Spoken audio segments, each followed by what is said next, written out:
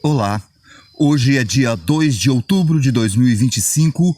Este é um registro da principal horta de carboidratos aqui do sítio do Cerrado, a nossa coleção de carboidratos aqui. Esta é a data zero dos preparativos para a plantação dos nossos queridos carboidratos. Na realidade, muitos já estão plantados, né? Que são batatas, dioscórias, carás de várias espécies e vários tipos de carboidratos que produzem subterrâneos e alguns até aéreos também. Temos mangarito, mandioca, tudo concentrado nessa área aqui onde nós reproduzimos. E também vai funcionar o nosso viveiro de mudas para o próximo ano.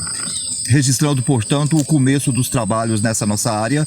E mais aqui alguns dias eu filmo novamente e posto para vocês verem como vai estar a nossa plantação nesta área do nosso querido sítio do Cerrado.